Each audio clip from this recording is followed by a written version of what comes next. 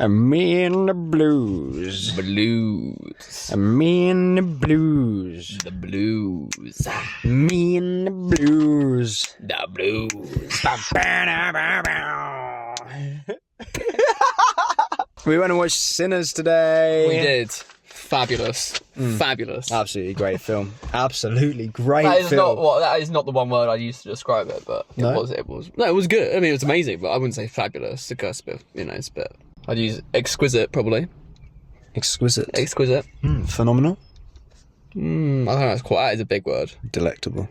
Delectable. Yeah. Sinners is good, man. Sinners is a good film. It's very, very good. Very good film. It walks the line of corny at times, and there were many times where I was worried it was going to fall off a cliff and turn into something really cheesy, but it didn't. No. It came through. It was a very sincere, Really, good film. I think the one thing that made it was definitely the music. I think that's definitely a place to start. 100%. The soundtrack was crazy. The use of music was exquisite, and there's like this running through point that the music is more powerful than just the noise that they're making. It's like a dimensional shift that allows them to like get in touch with their ancestors, which is awesome. And it makes sense as to why the music was such a big part of the film. Yeah, 100%. It was great. There was meaning to everything. Yeah, definitely. I think when Preacher Boy has his first song, when he kind of first plays in front of people, and then it slowly kind of starts to divulge, people joining from different times, people joining from the future, playing guitars of the future, like electric guitars of the past, and then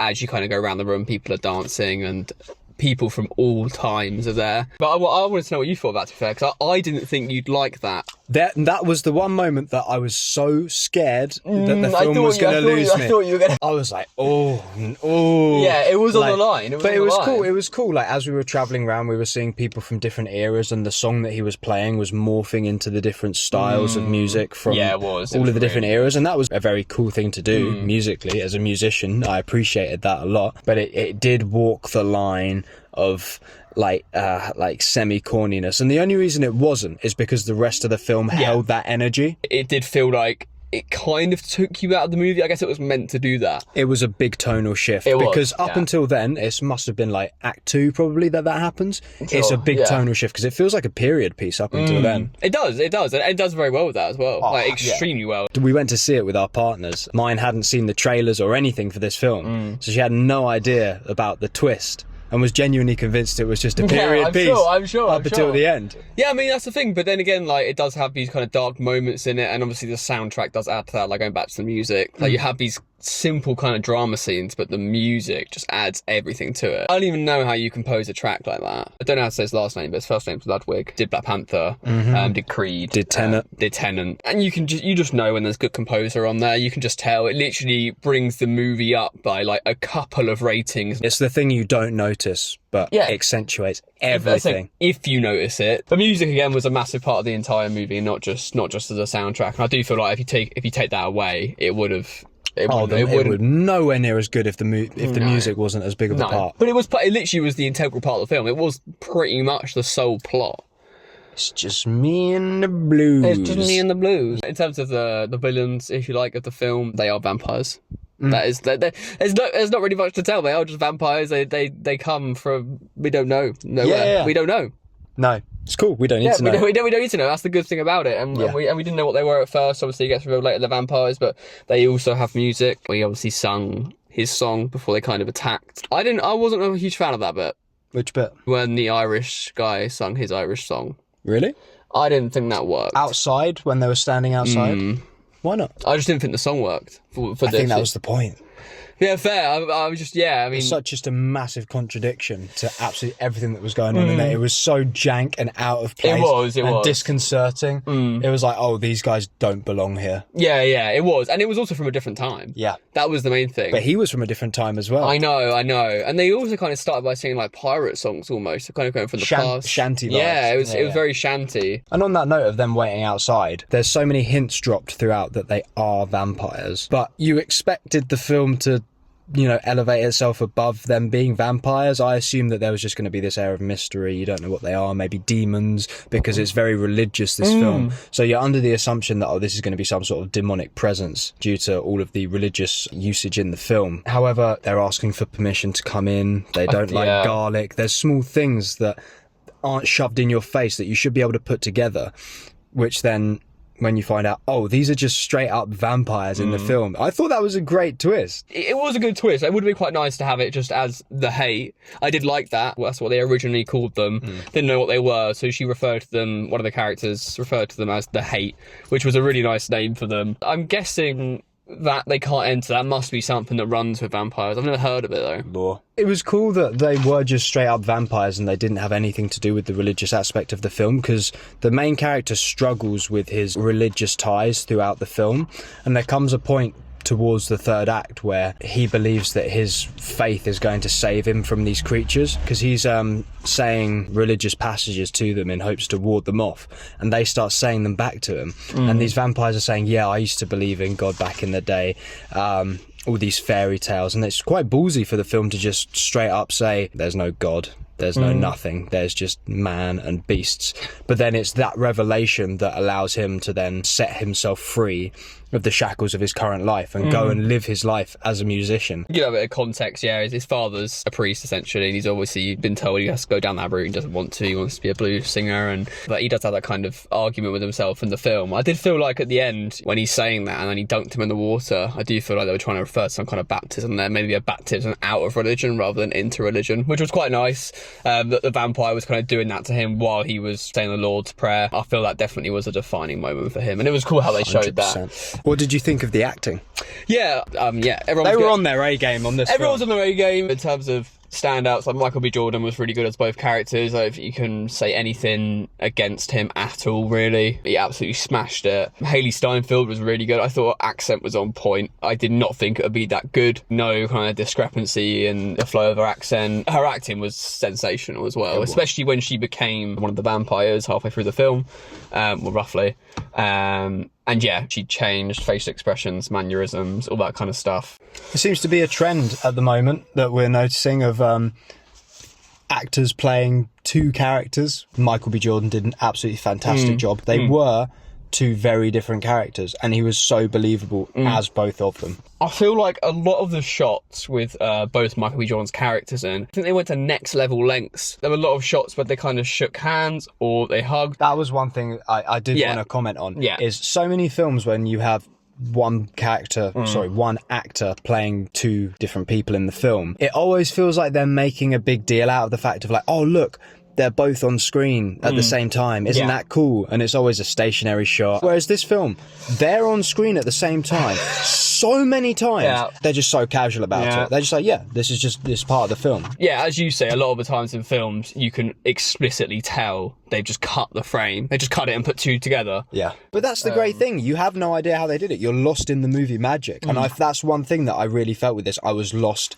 in the movie magic of this film. It was great. Cinematography, absolutely phenomenal. The lighting, exquisite. The mise en scène. At the beginning, he goes to town to get the food. Person he's sawing it off says, I've got to get my wife. And then you follow him through the town, which obviously introduces you to the town, and you follow her back and you see kind of what's going on. And it just gives you a bit of world building while following someone you know. And that is just very good. Yeah. To touch on the themes and messages, this film could have quite easily fallen into the trope of like racism is bad. It didn't focus on that too much. This could have very much been a blacks v whites film, and it was really nice to see that they didn't take the cheap route out on that one, and they introduced an enemy which, if anything, was fighting for the same thing. The enemy was all about equality, and they used that as like almost a bartering chip to try and get people to join them. It was a smart play. It was really good. It actually made sense. It wasn't just like nonsensical, like, you know, mystical vampires that want to come and kill you and suck your blood. All of these vampires were people who had suffered, and this was a better option for them. It was almost like the easy way out. Michael B. Jordan's two characters in the film, Smokey and Stack, I think their names were. It was interesting to watch them essentially throughout this film drag everyone they know down with them. It was made evidently clear at the start of the film that these two guys are shady mofos. They've gone and done some dodgy stuff in Chicago that they don't really want to tell anyone what they did or how they got all of their money, but they come back and they flood the town with this blood money, is what his partner said. She was like, I don't want to touch your money because it's got like bad juju attached to it. I did like his response though.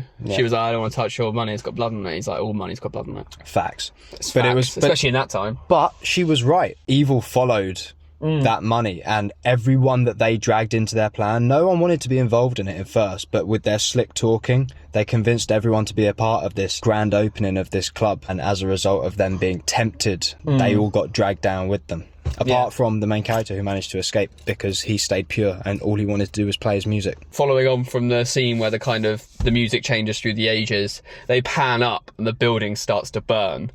And they kind of come out the roof and they pan back down and the whole building's just been disintegrated, but they're still dancing in it. That was to show that they're free. Yeah. It was unreal. But So then good. it turns out, that's just the vampires looking at them. Yeah.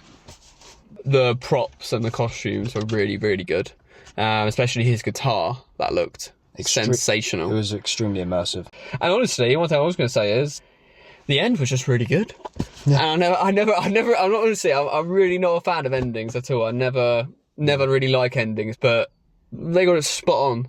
They did. They really did. Absolutely spot on. It was good. I was worried. A time skip. Oh, you're treading. This is just a tricky one. A time skip, but they nailed it. Yeah, they time skip at the end when he's an old man. The vampire versions of Stack and his girlfriend come to see him, and they don't hurt him. They promised his brother that they would never touch him, which was nice. And it really ended the film nicely. It showed that they weren't just mindless creatures. No, they're not. That's they the were thing. still them. They're still, they really were still them. Yeah. It's when Smokey's girlfriend dies and they show emotion. They're gutted that she's dead because it means they can't be with her. Also, one thing I remembered, that bit where she says, like, you can come in, come in, and then she lights the Molotov, and then the framing comes out, and then just for that fight scene, the frame is the whole thing. That was like... Yeah, I did see at one point, it's about 10 minutes before, they drop the black bars in there so that it's not IMAX ratio anymore. Right, I didn't... Just so that they could pull that off. It was good, though. And then as soon as I saw those bars come on, I was like, okay, when are they gonna pull that move off? It did work, though. It did work. I don't like it, to be honest. Oh, fair. I really enjoyed it. I think it takes... gassed. I don't like it when they do the black bars in and black bars out stuff.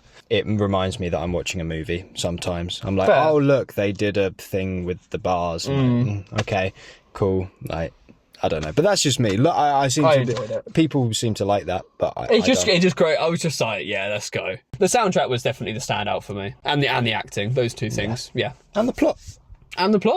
Yeah. It's a fucking great film. It's a great film. Unreal. Out of 10? Out of 10, I would probably give it... I'll give it like an 8.9. 8.9? Yeah. I'll join you on that. Oh, yeah. Oh, again. There we go. Yeah. 8.9, you know? It deserves the reviews it's getting, because it's getting pretty much 10 out of 10 wherever it goes. 98 on Rotten Tomatoes. We checked on the drive back. There you go. Also, was it just me? First half of that film, I was struggling to hear what people were saying. Okay, I'm glad you said it because I didn't want to be racist. But it cleared up second half of the film. It did. I said it to Harriet in the car, and she's like, "You can't say that." She's like, "You can't say that. People are going to come for you." Please don't come for me. No, I'm not. Just a weird audio mix. One, the bass was too loud. That was so whenever the amazing soundtrack was over speaking, you couldn't hear what they were saying. And two, the accents were just quite thick at times. Yeah, but I don't think it was even the accents. I just think it was just like it wasn't recorded crisply. Possibly, to be honest, it was just a bit of a muddy mix. It could have just been our cinema. It was extremely loud, and I was going to say like there were points where it was too loud, and I'm not saying this against the film, is why I didn't really bring it up, but like the snake at the beginning of the film, his sound effect was too loud, the gunshots were a bit too loud, the bass was too loud. That was probably just the fact they had the IMAX cranked up. Would definitely recommend. 100% go and see it, yeah. 100%. 100% would recommend this 89% of the time. We're about to go see another movie. Oh yeah, we are. So, what movie do you think it is? I was about to say what it was. Don't. I won't. Don't do it. Okay. Don't. Just stay tuned. Tell me. What? What's the film? What is it? Tell me. Okay. No, tell us. It's